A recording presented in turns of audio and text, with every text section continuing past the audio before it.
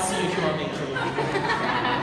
É automático, vamos lá. Coluna vertebral. Primeira consideração, a coluna vertebral, de uma maneira fisiológica e natural, não é assim. Se a coluna fosse, se assim fosse, a gente teria um incremento aí de 80% na incidência e prevalência de hérnias discais, porque aí a sobrecarga seria apenas na coluna anterior das vértebras, dos corpos vertebrais. Eu não preciso disso. Eu preciso de uma distribuição do que? 80 e 20. 80% do peso distribuído nos corpos vertebrais e 20% nas facetas articulares, nas regiões posteriores vertebrais. Para isso eu tenho o quê? Para isso eu tenho curvatura.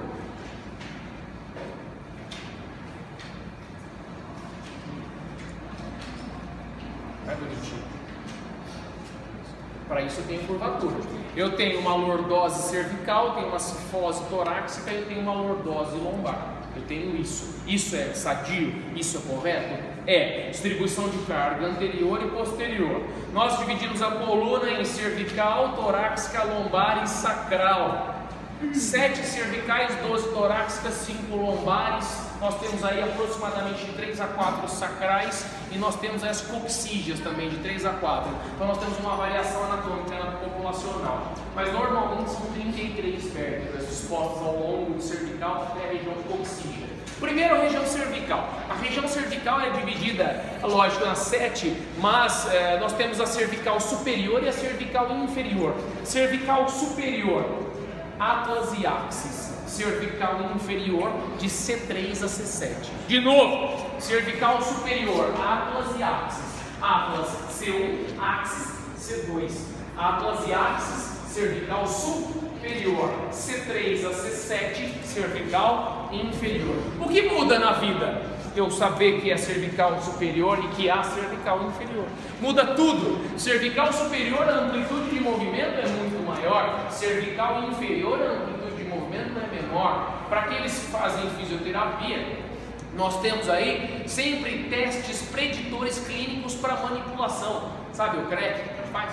A quiropraxia. Alguns dos movimentos quiropráticos eles são dependentes da avaliação da superior e da inferior. Se há um grau de hiper ou hipomobilidade em cima ou se há um grau de hiper ou hipomobilidade baixo. Então a gente segmenta para avaliar.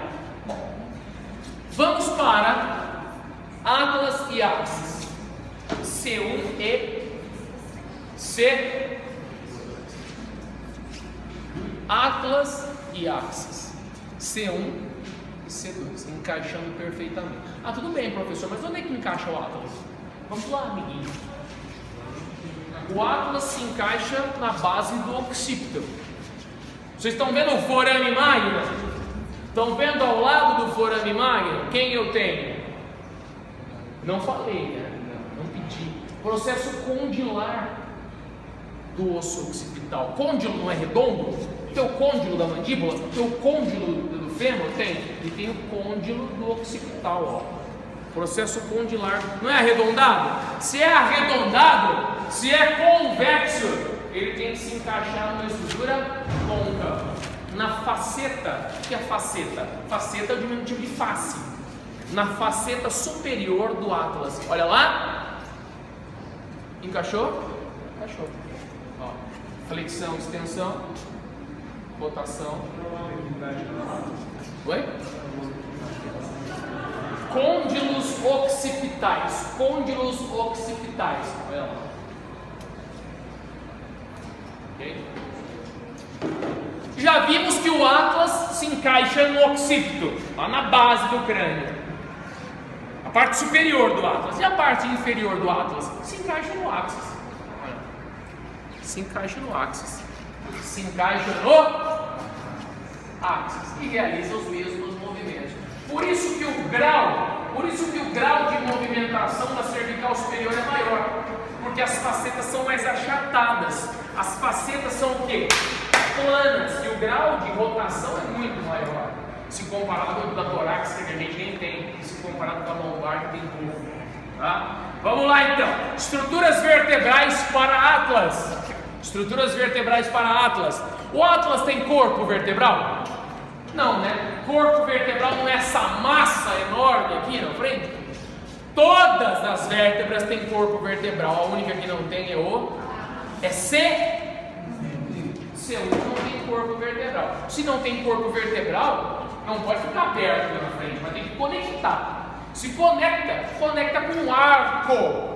É o chamado arco anterior. Arco anterior. Se eu tenho um arco anterior, provavelmente eu vou ter um arco posterior. Por quê? E mais uma vez, é a única vértebra que não tem corpo vertebral e também não tem processo espinhoso. Se não tem corpo vertebral e não tem processo espinhoso, tem que ter o arco anterior para fazer as vezes do corpo vertebral e tem que ter o arco posterior para fazer as vezes do processo espinhoso. Próximo. Aliás, eu estou comandando aqui, né? Arco anterior, arco posterior. Arco anterior e posterior. Depois o forame medular. Quem passa no forame medular? Muito bem, a medula. Forame medular, medula. Depois de forame medular, facetas articulares. As regiões que se articulam, que produzem movimento vertebral. Facetas articulares superiores e facetas articulares inferiores. Depois, eu tenho processos laterolaterais, projeções ósseas laterais. Projeções ósseas transversais, processos transversos. Olha os processos transversos. Note que eu tenho um forame para medula, mas eu também tenho dois pequenos forames nos processos transversos. Como é que chamam essas estruturas? Forames dos processos transversos. Quais únicas vértebras possuem forames dos processos transversos? Só cervicais, de C1 a C7, acabou. Torácica não tem forame e lombar não tem forame. De novo, processos transversos. Note que o forame medular é maior, mas que os processos transversos também possuem forame. São os forames dos processos, são esses dois furinhos, ali. Quem passa ou quem passam pelos forames dos processos transversos? Artérias vertebrais direita e esquerda. Mas professor, elas têm origem do nada? Não, né, gente? Isso aqui é uma peça, lógico que tem um sistema circulatório aqui.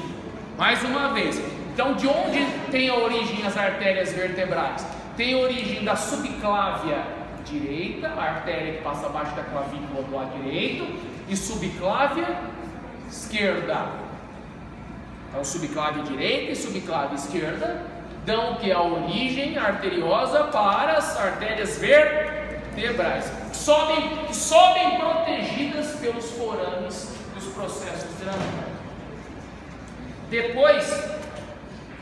Depois não temos mais nada para o ar. Acho que é isso, né? Axis agora. Axis. Se essa é C1, essa é C2. Axis. Diferença. O axis já possui características das cervicais mais inferiores. Primeira característica, já tem corpo. Segunda característica, tem um processo avantajado no sentido caudo-cranial, chamado de processo odontoide ou dente do axis. Né? Processo odontoide ou dente do axis. Mas professor, para que tem isso? A rotação da cervical superior não era extrema? Uma amplitude de movimento aí fantástica. E eu preciso dar eixo para isso. E quem dá o eixo para essa rotação é o dente do axis. Mas também esse dente do axis não pode deslocar, pode? Não. Para isso nós temos um ligamento. A função de ligamento é ligar osso a osso. Um ligamento em formato de cruz. Um ligamento em formato de cruz nessa região, chamado de ligamento cruciforme. Então eu tenho um ligamento aqui que une o dente do axis no arco anterior do atlas. Isso não vai deslocar, né? Esse ligamento é chamado de ligamento cruciforme, que é em formato de cruz. Bom, depois de corpo vertebral e processo odontoide, as mesmas proeminências vão se repetindo. Facetas superiores, facetas inferiores, processos transversos, forames dos processos transversos, forame medular. medular, só que agora o áxis, por ser a segunda vértebra, o áxis agora tem o quê? O áxis tem processo espinhoso. Olha lá, o áxis tem processo espinhoso. Ah? Muito bem. Depois, já que ele tem processo espinhoso e não forma por si só um arco como formava o Atlas, ele tem que unir as estruturas. Quais estruturas? Estruturas médias das posteriores e médias das anteriores. Para isso ele tem que ter pedículo e tem que ter lâmina. Para simplificar o que é pedículo e o que é lâmina, vamos usar um desenho fantástico.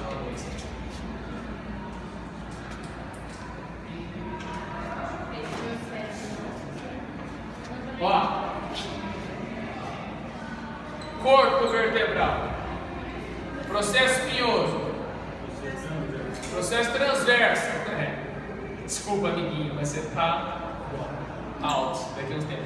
Ó, então o que a gente tem aqui? Pedículo. Quem liga corpo no transverso? Pedículo. Quem liga transverso no espinhoso? Lâmina. Mais uma vez, vamos lá. Quem liga transverso no espinhoso? Aqui, ó, transverso no espinhoso, lâmina. Quem liga transverso no corpo? Pedículo. Vamos pegar uma vértebra maior para poder enxergar isso, ó. Vai ficar mais fácil. Aqui, ó. Quem liga transverso no corpo? Transverso no corpo. Pedículo. Quem liga transverso no espinhoso? Lâmina. Deu para entender? Então, desde C2 eu tenho pedículo e lâmina. Daí até a... Não, essa aqui é torácica. Tá? Mas nós estamos na C2. De C2 até a última lombar, a gente tem pedículo e lâmina. Tá? Próximo. Já foram todos os acidentes vertebrais? As facetas? As facetas também permanecem, desde superior e a inferior, desde C1 até a última lombar, sempre com faceta superior e faceta inferior. Sim, nós vamos falar. Obrigado pela lembrança. E aí, pessoal, notem, a faceta inferior da vértebra de cima se articula com a faceta superior da vértebra de baixo, ou com outra nomenclatura. A faceta infrajacente da vértebra suprajacente se articula com a faceta suprajacente da vértebra infrajacente. Sempre assim. Bom, e aí, sua observação, nós temos mais uma estrutura vertebral, estrutura essa que é encontrada apenas nas vértebras o quê? Torácicas, onde há um encaixe de quem? Da costela. A cabeça da costela se encaixa na fóvea costal. Fóvea costal. Fóvea costal. Estrutura aqui, ó. Fóvea costal. Circulando a fóvea costal. Uma vêntera na cena. Cabeça da costela. Costela não é curva assim? Então a região mais grossa. Cabeça da costela de um lado, cabeça da costela de outro.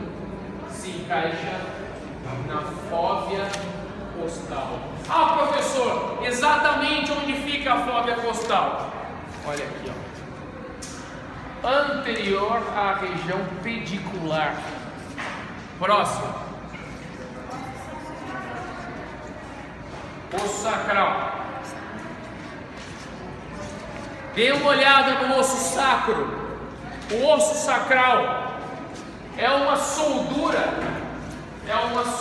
de 3 a 4 vértebras sacrais. Ele fornece um amparo para a fixação do símbolo pélvico. Como é que é? Ele fornece um amparo para a fixação do símbolo pélvico.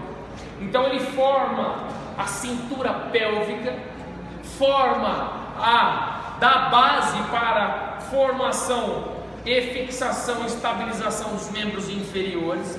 O osso sacral se articula com os dois ossos ilíacos através das faces sacrais, das superfícies sacrais, das faces laterais sacrais.